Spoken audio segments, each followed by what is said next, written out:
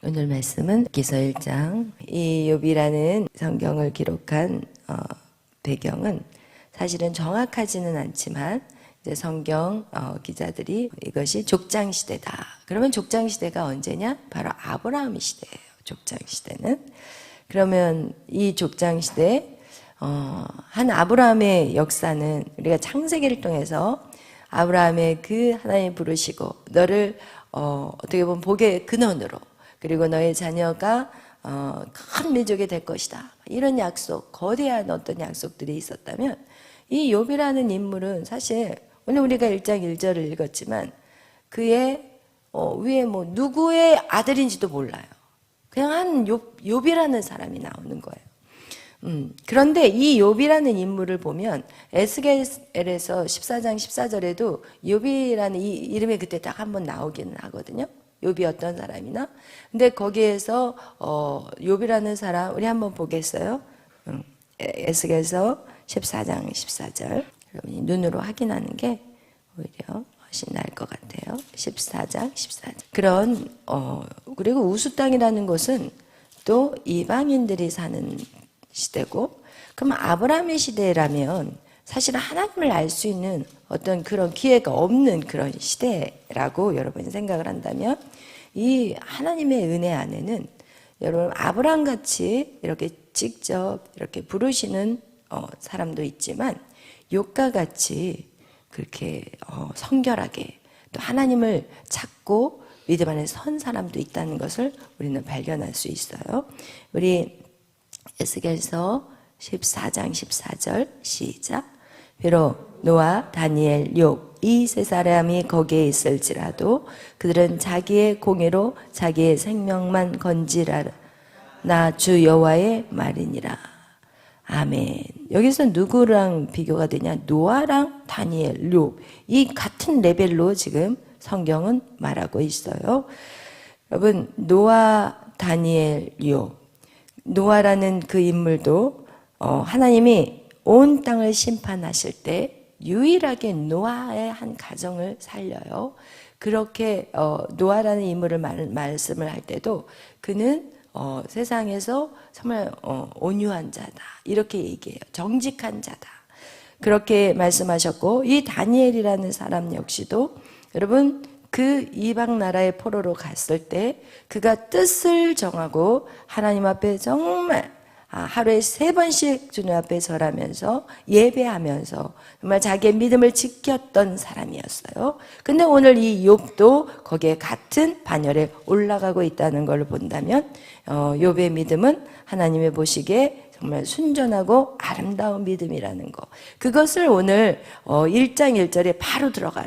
우리가 항상 이 성경의 인물들을 보면 누구의 아들, 누구의 뭐 이런 식으로 그 위에 조상에 대한 얘기가 나오지만 여기는 그런 게 싹 깨끗이 없고 그냥 우수 땅의 욥이라고 말하고 있다면, 이 욥이라는 사람은 아마 우수 땅이라면은 족장 시대를 바라본다면 이 사람은 이방 사람이었고, 그런데 하나님의 특별한 은총으로 욥이 하나님을 만난 그런 사람이었어요.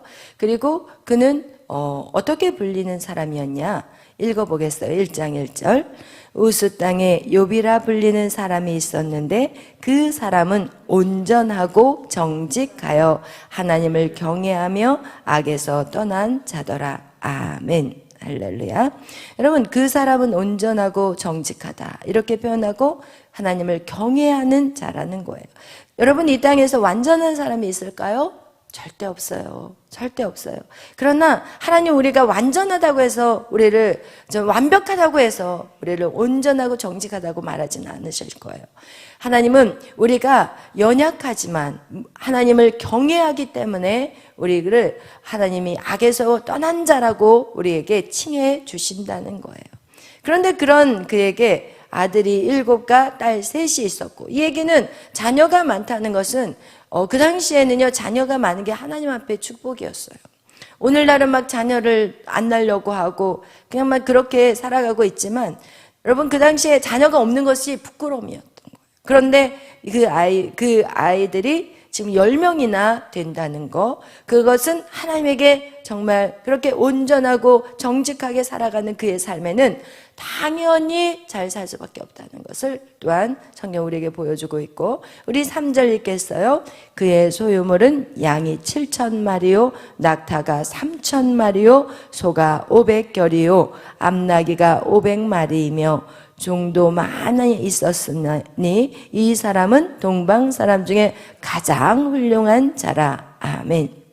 이러면서 지금 욥이라는 그 사람에 대해서 성경 기자는 지금 그가 정말 온전하고 정직하고 하나님을 경외함으로 그는 자녀들도 많았고, 그리고 그의 재산도 가장 많았고, 그리고 동방 사람 중에서 가장 훌륭한 사람. 그러니까 재물도 갖고 있지만 어때요? 인격적인 사람이라는 거예요. 우리가 성경에 보면 재물이 많으면 절대로 부자가 어디에? 천국에 들어가는 것이 쉽다 어렵다? 어렵다고 말해요. 마치 낙타가 바늘귀로 들어가는 것 같이 이건 아예 불가능한 거거든요. 그런데 오늘 이 욥의 모습은 다른 거예요. 그는 그렇게 많은 재산을 갖고 있었지만 하나님이 또 사람 앞에서도 그는 가장 훌륭한 자라는 것을 오늘 보여주고 있습니다. 그 다음 여기는 가장 첫 번째 1장 1절에 나온 것 같이 누구를 경외해요? 하나님을 경외하는 자. 아멘. 여러분, 하나님을 경외하는 자들은 하나님의 그 재물이 왔어도 그 재물이 세상으로 나가게 할 수가 없어요. 그렇기 때문에 여러분이 가장 중요한 것은 신앙생활에서 하나님을 경외하는 훈련을 하셔야 돼요. 하나님을 경외하는 것은 무엇이냐? 늘 하나님 앞에 모든 걸 한다고 여러분이 생각을 하는 거예요. 여러분이 설거지하는 것도 하나님 앞에, 내가 하나님 앞에 충성하는 삶이라는 거예요. 여러분이 무엇을 하든지 사람을 만나는 것도 하나님 앞에서 내가 정말 순전한 모습으로, 하나님이 나를 보실 때 어떠한 모습인가, 이 시간이 하나님이 원하는 시간인가, 이 사람과의 대화가 하나님 앞에 원하는 시간인가. 여러분, 이런 것들, 저는 차를 이렇게 일산에서 차를 타고 이렇게 올 때 항상 제 마음 안에 이제 옆에 있는 우리 누가 앉든 이제 옆에 있는 분하고 이제 옆에 있는 사람하고 막 대화를 하고 오는데 제 마음 한 편에는 무슨 생각이 드냐면 우리 뒤에서도 이제 제잘제잘 막 다 떠들잖아요. 근데 그 떠들고 막 얘기하고 뭐 떠든 게 뭐 나쁜 얘기라는 건 아니고 이제 뭐 좋은 믿음의 얘기도 하고 또 가끔씩 이제 뭐 세상의 문화의 얘기도 하고 그러는데 그럴 때 제가 이렇게 생각하는 거는 대화를 하면서도 속으로는 무슨 생각을 하냐면 저 대화 속에 빠져 있는 사람이 누굴까? 그러다 운전을 하는데 뒤를 돌아볼 수도 없어.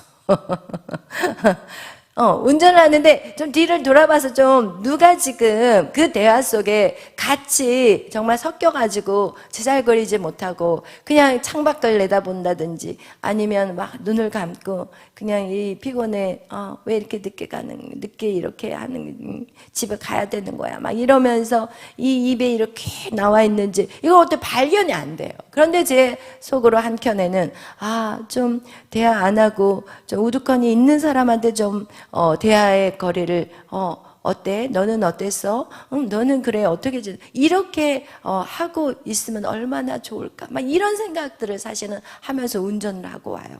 왜냐하면 어느 한 사람도 그 공동체 안에서 소외되지 않기를 바라는 게 저의 마음이거든요.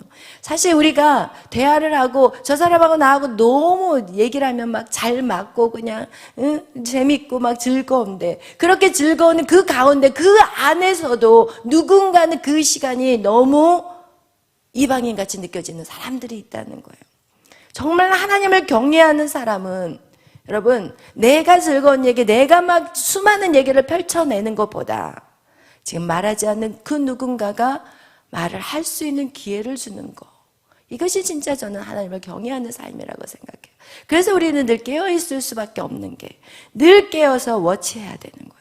누군가 소외되지 않는가, 누가 정말 이 안에서 이방인같이 생각하면 어떻게 할까, 정말 이 안에서 누군가가 지금 사랑이 흘러가지 못하면 어떻게 할까, 이런 마음들, 이것이 바로 하나님 아버지의 마음인 거고 이것이 가장 작은 소자를 돌보는 자의 삶이라는 거. 우리 가장 작은 소자라는 것이 어리고 그냥 다윗과 같이 어리고 요셉과 같이 어린 그런 소자를 이야기하는 게 아니라 영적으로 가장 낮은 자가 누구예요? 지금 아직 자기가 믿음을 우뚝 서지 못하는 사람들이 가장 낮은 소자라는 것을 여러분 꼭 기억하셔서, 하나님을 경외한다는 것은 바로 우리가 예배를 막 바른 자세로 온매음씨를 가져들면서 하나님을 찬양하고 예배하는 것, 이거에만 국한되어 있지 않고 여러분의 삶의 예배가 이루어지시기를 예수의 이름으로 축원합니다. 아멘. 늘 워치하셔야 돼요. 늘 관찰해야 돼요. 누가 사단의 밥이 되지 않도록 여러분 꼭 여러분이 그것을 여러분 지키시고 도우시고 하나님의 마음으로 돌보시기를 예수의 이름으로 축원합니다. 아멘. 그러면서 우리 읽겠습니다. 4절부터 그의 아들들이 자기 생일에 각각 자기의 집에서 잔치를 베풀고 그의 누이 3명도 청하여 함께 먹고 마시더라.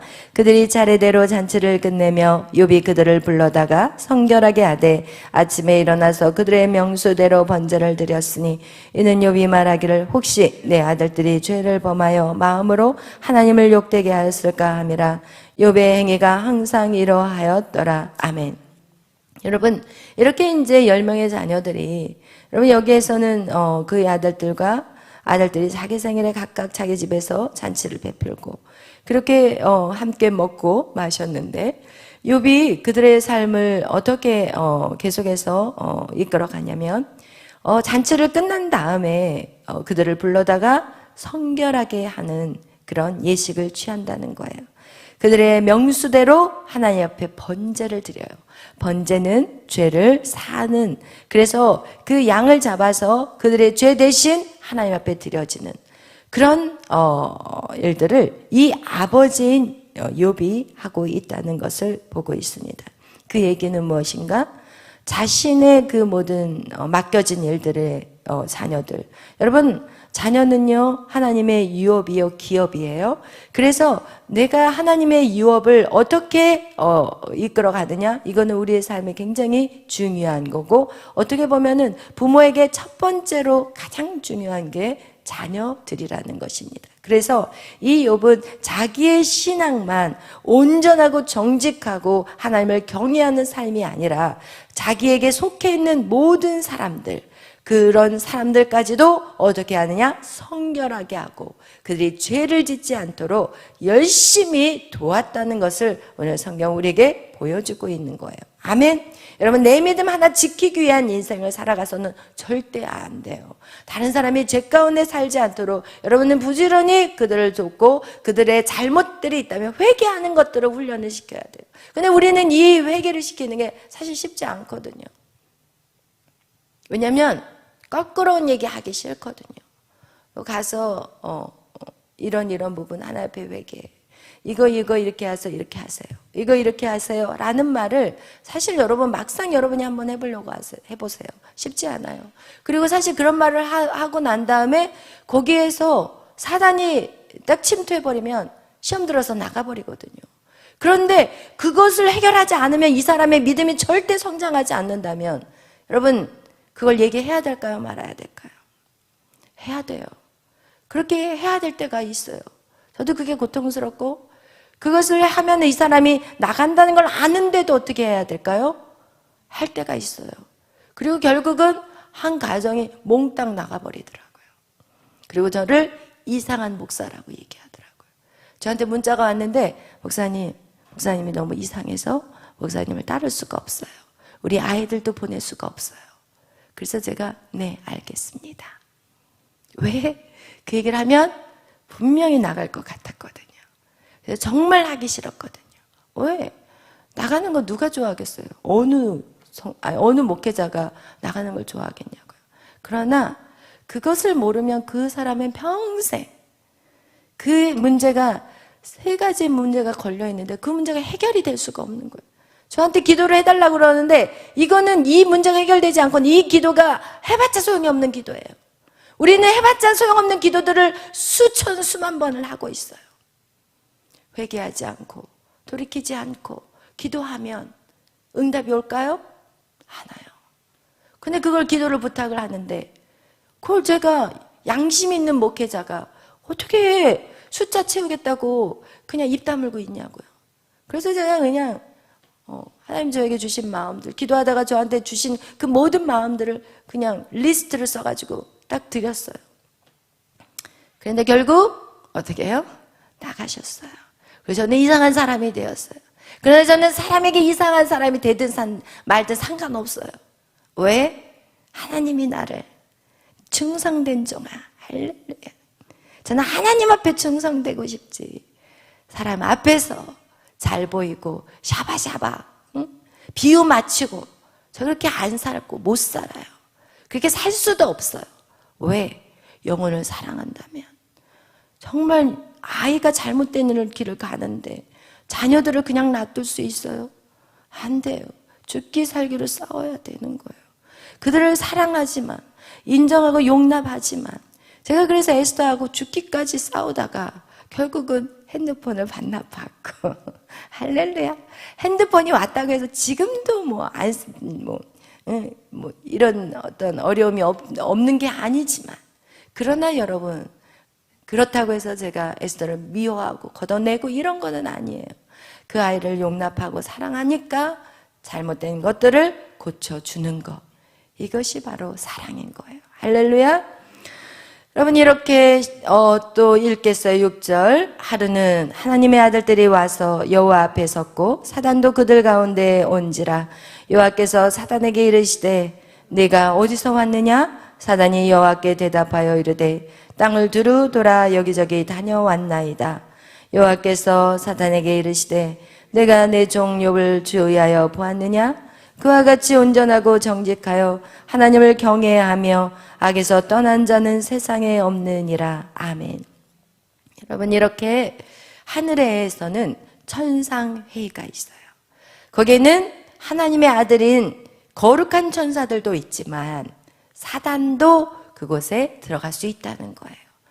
영적인 세계를 모르는 단지 그냥 말씀, 성령을 체험하지 않는 주의 종들은 이것을 이상하게 말해요. 어떻게 천사와 하나님이 함께 있는 걸 알지만 악한 사단이 그 천상의 회의에 들어갈 수 있냐고 말을 하고 있지만, 우리가 성경을 읽어보면 이 천사들은, 악한 이 마귀들은 하늘 이 중간지대에 살고 있다고 말해요. 그걸 어디에서 볼 수 있어요? 다니엘서에.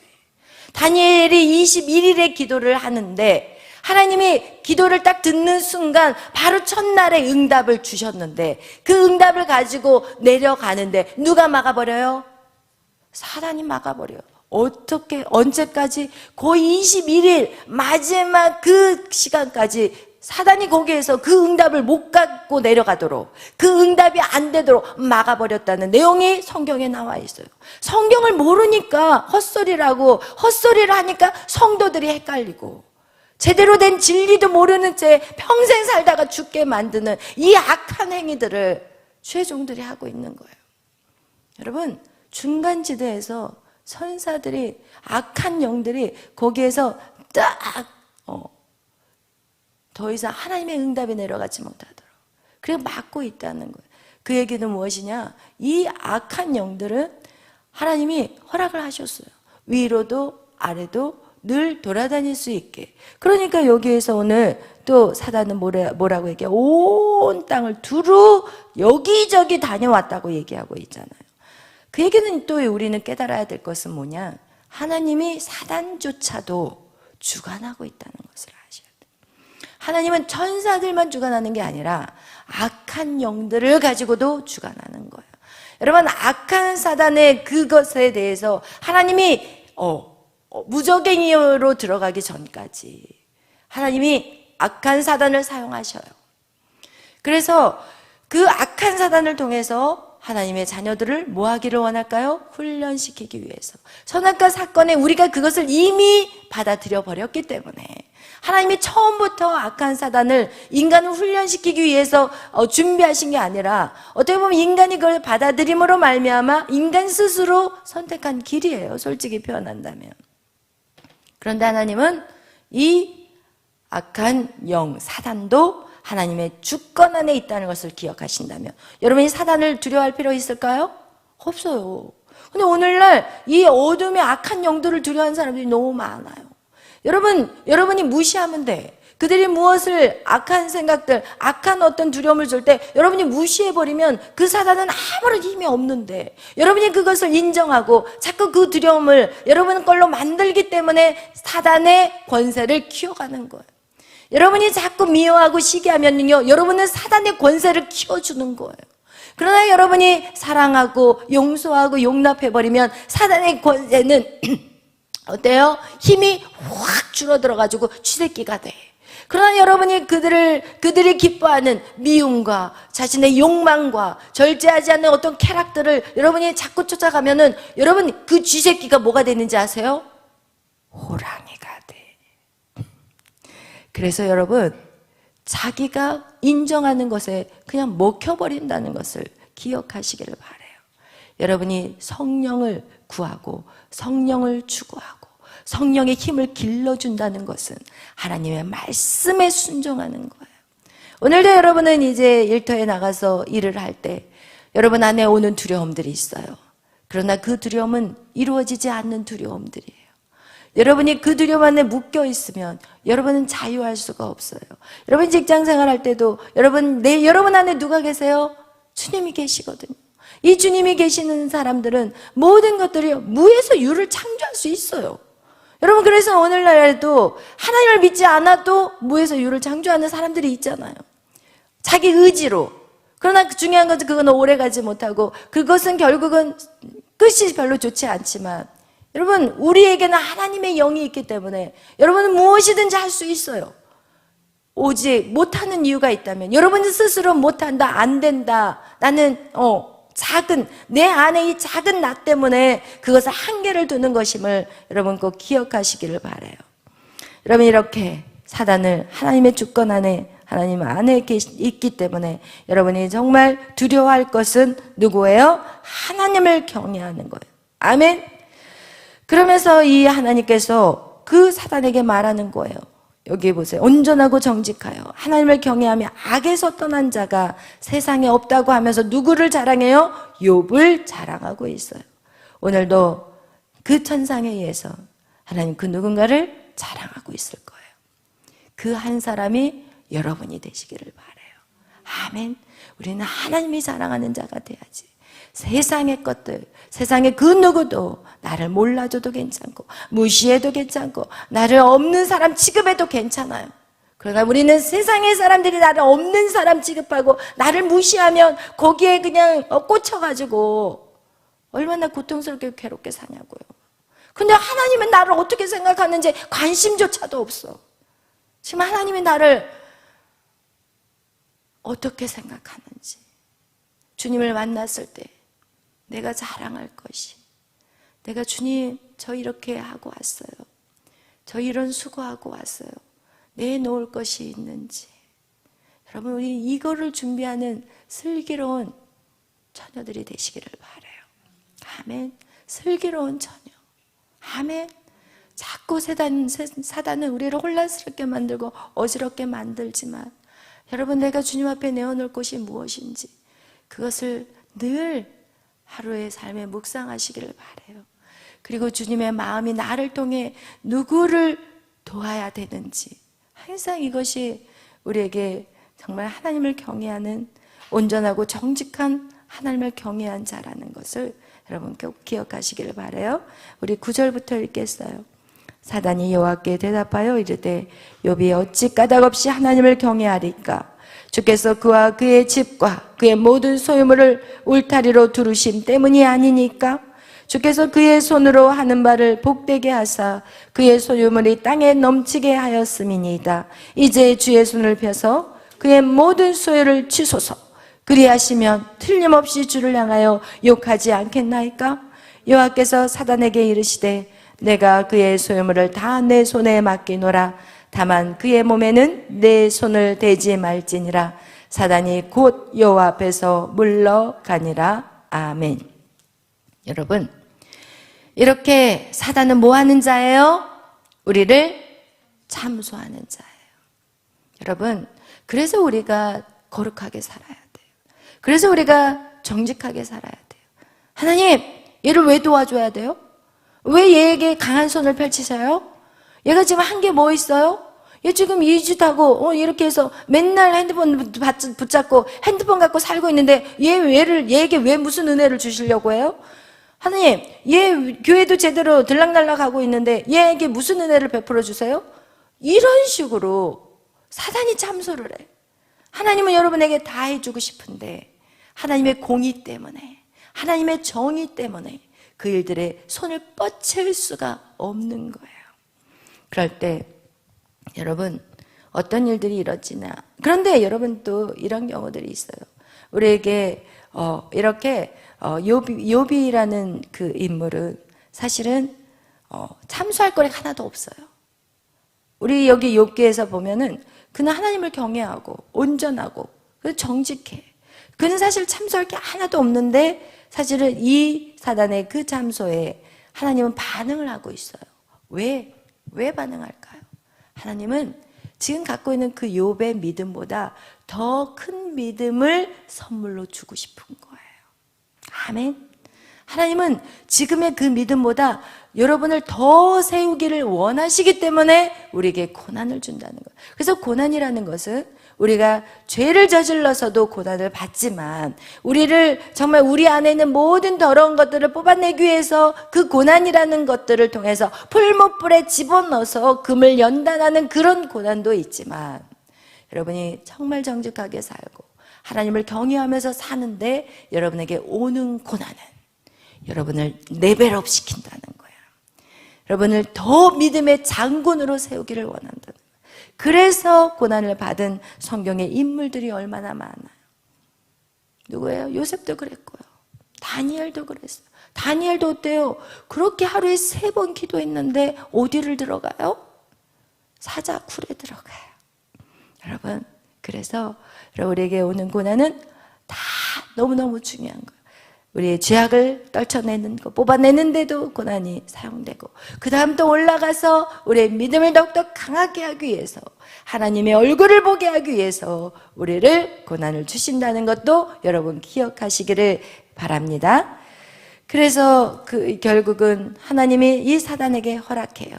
네가 목숨만은 손대지 말아라. 그리고 내가 그를 너의 손에 맡긴다라고 말하고 있어요.